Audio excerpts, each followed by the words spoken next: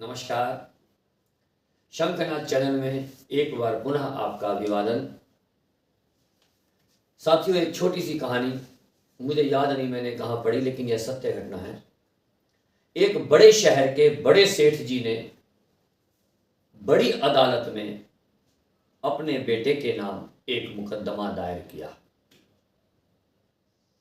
सेठ जी ने जो याचिका दायर की उसमें यह निवेदन किया कि माननीय जज साहब, मेरी यह इच्छा है कि मेरा जो बेटा है वह मुझे प्रत्येक माह मेरे खर्चे का पैसा मुझे दे। जो एक न्यायालय की प्रक्रिया होती है, 1, 2, 3 तारीख पे तारीख पड़ी, अंततः चौथी तारीख का जब समय आया तो वह सेठ जी जज साहब से जाकर के मिले कि श्रीमान जी, मैं ये चाहता हूं कि आप मेरे बेटे को अदालत में बुलाएं, मैं ये चाहता हूं। जज साहब ने आदेश पारित किया। उनके बेटे को अदालत में अगली तारीख पे बुलवाया गया और जब उनका बेटा अदालत में आया और पिता को सामने देखकर दोनों बाप बेटा एक दूसरे को देख देख कर हैरान हो रहे थे। जज साहब ने पूछा, आप अपने पुत्र से कितने रुपए मासिक चाहते हो खर्चा, कि आपका खर्चा चलता रहे। साथियों, आपको सुन के हैरानगी होगी कि उस शहर के सबसे धनी व्यक्ति ने, आज से केवल 10 से 15 साल पुरानी घटना मैं आपसे बता रहा हूं, जो उस शहर के सबसे धनी व्यक्ति थे, उस धनी व्यक्ति ने अपने उद्योगपति बेटे से केवल 100 रुपए महीने का खर्चा मांगा। जज साहब ने उस बेटे को फैसला सुनाया और उस पुत्र ने उस फैसले को तुरंत स्वीकार भी कर लिया। लेकिन जब घटना का दूसरा पहलू यह है कि पिता ने यह कहा कि यह पैसा मैं तभी लूंगा जब मेरा बेटा मुझे स्वयं अपने हाथ से देगा। मैं किसी भी प्रकार से यह पैसा वह अपने किसी ड्राइवर से या किसी आदमी के हाथ या किसी भी तरीके से भेज देगा तो मैं उस पैसे को स्वीकार नहीं करूंगा। मुझे 100 रुपए नगद अपने बेटे के हाथ से ही चाहिए। क्या यह फैसला इसको मंजूर है? जज साहब, आप पूछ लीजिए। जज साहब ने जब यह बात बेटे से पूछी, उनके पुत्र ने कहा, जी मुझे यह फैसला मंजूर है। घटना आपने शायद पहले अखबारों में कहीं पढ़ी होगी, समाचार पत्रों में। नहीं पढ़ी तो मैं आपसे पूरी बात बता रहा हूं। फैसला हो गया, न्याय मिल गया। उन धनी व्यक्ति को फैसला हुआ कि ठीक है, आपका पुत्र हर महीने आपके घर आएगा और आपको आकर के 100 रुपए प्रदान करेगा। फैसला हो गया। जब चलने लगे तो जज साहब ने अपने कमरे में उस धनी व्यक्ति को बुलाया और कहा कि भाई साहब, मैं आपको व्यक्तिगत रूप से जानता हूं, 1-2 वर्षों से नहीं, सालों से मैं आपको जानता हूं, वर्षों से हम और आप जानते हैं एक दूसरे को। आपका बेटा भी उसी घर में रहता है, आप भी उसी घर में रहते हो, आपके पास भी बहुत संपत्ति है, आप भी उद्योगपति हैं, आपका बेटा भी बहुत बड़ा उद्योगपति है, बहुत बड़ा व्यापारी, बहुत बड़ा बिजनेसमैन है, फिर आपको 100 रुपए की क्यों आवश्यकता पड़ी?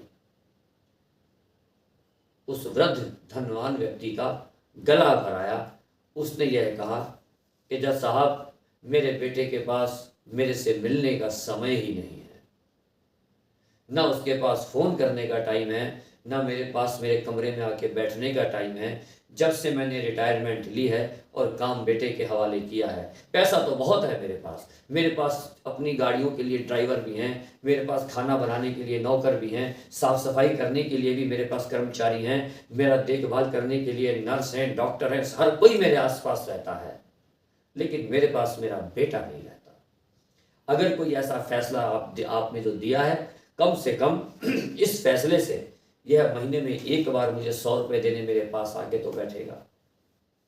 जज साहब ने कहा, यदि यह बात आप मुझे उस दायर की गई याचिका में लिख देते तो आपका क्या बिगड़ना था? आपने यह बात याचिका में क्यों नहीं लिखी? मैं उस कमबख्त को सजा देता। उस पिता ने पुनः बोला, आपको लगता है कि मैं अपने बेटे को सजा दिलवाता? मेरा अधिकार है उससे खर्चा लेना और उसका फर्ज है मुझे खर्चा देना। मैंने न्याय की लड़ाई लड़ी है। मैं क्यों चाहूंगा मेरे बेटे को सजा मिले? और मेरे बेटे को सजा मिलने का कारण मैं स्वयं हूं। यदि वह कष्ट पाएगा तो दुख भी तो मुझे ही होगा। जज साहब की भी आंखें भर आई, धनवान व्यक्ति की भी आंखें भर आई और बाहर कमरे के बाहर खड़ा वही पुत्र अपने पिता की और जज साहब की बातें सुन रहा था। वहीं आकर पुत्र ने पिता के चरण स्पर्श किए और माफी मांगी। यह कथा आपको, यह कहानी आपको इसलिए नहीं बताई गई कि कोई मनोरंजन का साधन है। हमारे समाज में ऐसे असंख्य लोग रहते हैं साथियों, जिनके माता पिता गांव में रहते हैं। हम बड़े शहरों में रहते हैं। माता पिता की अपनी मजबूरियां हैं, उनको यहाँ का एटमॉस्फेयर, उनको यहाँ का माहौल, यहाँ का वातावरण अच्छा नहीं लगता। हमारी खुद की मजबूरियां हैं, हमारे फ्लैट छोटे हैं, माता पिता के लिए जगह नहीं है। साथियों, जितना जल्दी जल्दी हो सके उतना जल्दी जल्दी उनके पास जाना चाहिए। बीच बीच में उन्हें यहाँ पर बुलाते रहना चाहिए। यह बहुत कीमती धरोहर है। यह वह पीढ़ी है जिस पीढ़ी ने हमें यहाँ तक लाने के लिए खड़ा किया। आज असंख्य पति पत्नी वृद्ध ऐसे हैं जो घर घर में वृद्धाश्रम खुल चुके हैं। वह अकेले ही रहते हैं। कभी उनका दर्द, कभी उनकी तकलीफ भी सहन समझने की हमें कोशिश करनी चाहिए कि पिताजी गांव में अकेले हैं, माताजी पिताजी के साथ हैं, पिताजी माताजी के साथ हैं, हम 2 3 4 भाई बहन हैं, कभी कोई जाए, कभी कोई जाए, कभी कोई जाए। साथियों, परिवार रहता है, वह वर्ष में एक दिन अपने माता पिता के पास जाते हैं। अभी 2 दिन पहले मेरे को मिले, वहाँ से एक घटना मैं आपसे साझा कर रहा हूँ।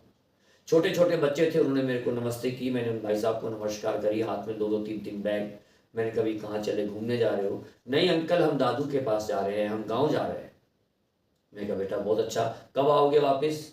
अंकल हम नेक्स्ट वीक आ जाएंगे। मैंने भाई साहब से पूछा आप कब जाते हैं? उन भाई साहब ने बड़ी कॉलर खड़ी करते हुए कहा भाई साहब मैं साल में एक बार चला जाता हूँ। मैं कहा आपके माता पिता की कितनी अवस्था है?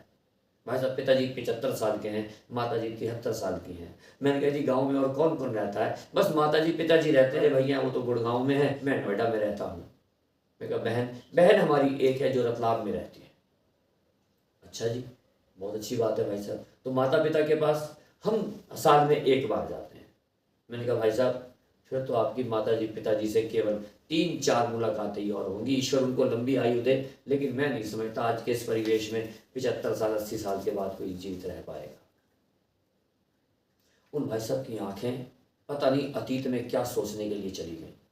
मुझे लगा मैंने शायद गलत कह दिया, लेकिन भाई साहब यदि आप भी सुन रहे हैं तो आपको भी धन्यवाद, और आपको भी मैं क्षमा भी चाहूँगा यदि आपको मेरी बात उस समय बुरी लगी हो तो। लेकिन साथियों, आपके लिए बात यह है कि हमारे आदरणीय भाई साहब को ऐसी कुछ बात मेरी लगी कि उन्होंने 1 सप्ताह के बाद जब वापस आए तो मेरे घर आने के बाद उन्होंने मुझे सूचना दी, भाई साहब नमस्कार, मैं अपने माताजी पिताजी की टिकट बुक करवा दी है और वो अगले सप्ताह हमेशा के लिए मेरे घर में आ जाएंगे। आपका बहुत बहुत धन्यवाद। ये बात उन्होंने मुझे कही। साथियों, माता पिता वह धरोहर है जो जीवन में दोबारा नहीं मिलेगी। इनकी खूब सेवा करें, इनका खूब दिल लगा कर रखें। जो इन्होंने हासिल अभी तक नहीं कर पाया है, इनको वो खुशियां प्रदान करें ताकि इनकी दुआएं आपको लगे कि ना लगे, कम से कम आपको इस बात की तो प्रसन्नता हो रहेगी कि हमने अपना फर्ज, अपना कर्तव्य पूरा किया। बहुत बहुत नमस्कार, बहुत बहुत आभार, नमस्कार। शंखनाद चैनल को लाइक करें, सब्सक्राइब करें और बेल आइकन को दबाएं ताकि हमारा अपडेट सबसे पहले पहुंचे आप तक।